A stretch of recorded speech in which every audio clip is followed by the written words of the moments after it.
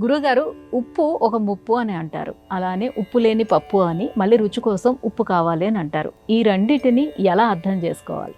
ప్రమాణం పరిమితంగా ఉండాలి. తెలుగువారింట ఓ సామెత ఉంది, అన్ని వేసి చూడు నన్ను వేసి చూడు అంటుంది ఉప్పు. ఏవి ఎక్కువైనా పర్వాలేదు, పులుపు ఎక్కువైనా, కారం ఎక్కువైనా, తీపి ఎక్కువైనా చింత లేదు. ఉప్పు ఎక్కువైతే మట్టుకు అంతా అపసవ్యం అవుతుంది.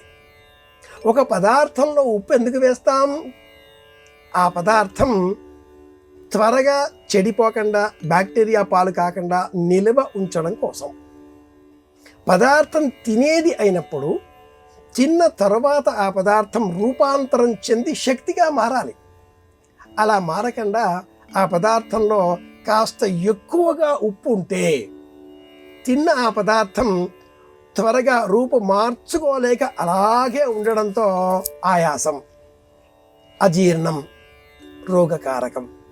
అందుకే మన వారు ఉప్పు ఎక్కువైతే ముప్పు అన్నారు. అన్నేసి చూడు నన్నేసి చూడు అన్న ఆ ఉప్పు మాటలో ఇంత అర్థం ఉంది. ఈ సూత్రాన్నే మనకు శతకకారుడు అద్భుతంగా తెలియజేస్తూ, నలభీమ పాకం ఎంత అద్భుతంగా చేసినా కూడా అంత ఉప్పు వేయకపోతే రుచి పుట్టగా నేర్చునటయ్య భాస్కరా అన్నాడు. రుచి కావాలి, ఉప్పు వేయాలి. అయితే ఇక్కడ వేదాంతం ఉప్పు ముప్పు అని ఎందుకు చెప్పింది అంటే, ఏది రుచికరమో అది రోగకారకం.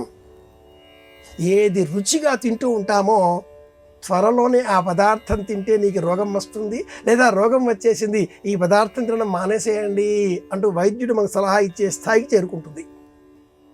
ఏ పదార్థం మీద కూడా మనకు రుచి ఉండకూడదు, ఇష్టం ఉండకూడదు. కాశీకి వెళ్ళినా, గయకి వెళ్ళినా, ప్రయాగకి వెళ్ళినా ఓ పండో ఫలమో కాయో విడిచిపెట్టాలి అంటారు. కాయం శరీరం విడిచిపెట్టాలి. ఇష్టం పండు, చాలా ఇష్టం, ఏది చాలా ఇష్టమో అది విడిచిపెట్టాలి. అలాగే సహజంగానే వాతావరణంలో ప్రతి పదార్థంలో కూడా అయోడిన్ పేరిట, ఐ అనే పేరిట ఉప్పు సహజంగా ఉంటుంది. ఉసిరికాయ, అందులో కూడా తప్పక ఉప్పు.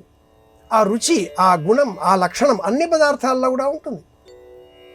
వీలైనంత మట్టుకు సహజంగా ప్రకృతి ఇచ్చిన వరంగా నీటిల్లో నుంచి, సముద్రంలో నుంచి లభించేటటువంటి లవణం ఇది ఔషధ రూపంగా మనం స్వీకరిస్తే తప్పక మనకు ప్రయోజనం చేకూరుతుంది. ఔషధం కదా అని వ్యాధి లేనప్పుడు వేసుకుంటే రోగం వస్తుంది. అలాగే భవిష్యత్తులో ఎప్పుడో వ్యాధి వస్తుందిలే అనుకుని టేబుల్ మీద పడేసి ఉన్నాయి కదా అని పారాసిటమాల్ ట్యాబ్లెట్లు అలా కడుపులో దాచిపెట్టుకోం కదా. పడి ఉంటాయిలే ఓ పక్కన, ఎప్పుడైనా జ్వరం వస్తే పని చేస్తాయిలే లోపటి నుంచే అని వేసుకోం కదా. కనుక వయస్సులో ఉన్నప్పటి నుంచే ఉప్పుని తగ్గించుకుంటూ ఉంటే ముప్పు తగ్గుతుంది. ఇది అర్థం.